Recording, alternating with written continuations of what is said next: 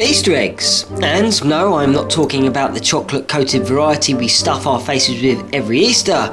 And just for the record, my favourite is the Cadbury's Cream Egg Edition.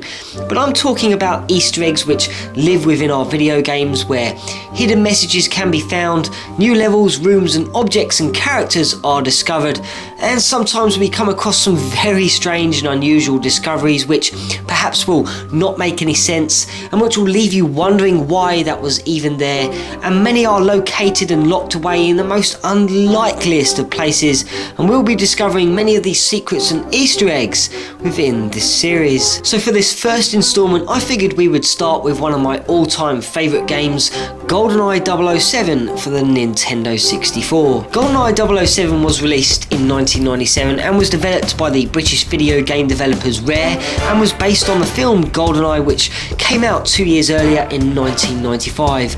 Goldeneye is a first-person shooter, and which brings many of the great elements and moments from the film to the game, and as a result made this title very exciting and certainly delivered an excellent 007 secret agent essence and style to the game, and with a 4-player mode built in for some great multiplayer action, made it one of the most addictive games to play at the time. So what hidden Easter eggs are lurking within this game?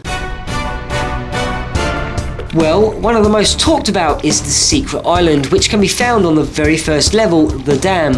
And once you have made your way past the guard towers, taken out a few unsuspecting soldiers and reached that ginormous dam, head towards the second tower and take the ladder down to the left. This brings you to a small dock, and by using the sniper rifle, why not take a glance across the water towards the mountains, and there in the distance is the secret island. Now, there have been various rumours that this island was originally intended to be included within the game, and you would have ventured out to it via a boat. And since it was taken out, the only way we can reach it now is by using a cheat device such as an action replay, or in my case an Explorer 64, which has you entering in all sorts of lines of code, and when you reach the edge of the dock you can jump on top of the water and you can walk across to it and check out this empty, quiet, disused and cold looking place, which once and perhaps was an extra addition to this game.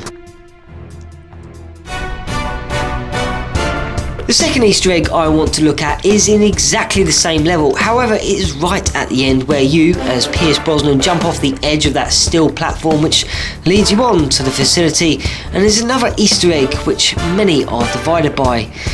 As you jump off the ledge, if you are slightly turned to the right rather than looking straight forward, you might notice this. See it? Well, if not, let's look again in slow motion. Well, I don't know about you, but I am pretty sure that could be Donkey Kong made by a rock formation, or is it just coincidence?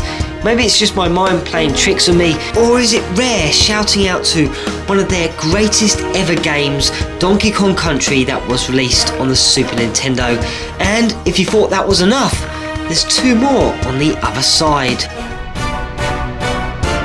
The third Easter egg is rather easy to miss and is located in the facility, and once you have overlooked the soldier having a break within the toilet, shot him in the head and taken out his mates, head out of the toilets, immediately turn left, walk through the doors, down the stairs, taking out the soldier as you're passing through, and why not move through the next set of doors, and once you have shot the next chap in the back, head through the doors to the right, keep on going up the corridor and stop as the corridor makes a chicane type turn. Now, why not look up, where you will see two beams or vents crossing one another, and if you select your sniper rifle, why not take a closer inspection up there, and here you will see test tubes and other science equipment which has clearly been misplaced by a scientist. Well, he or she is not going to be getting them back now, because I've shot them all.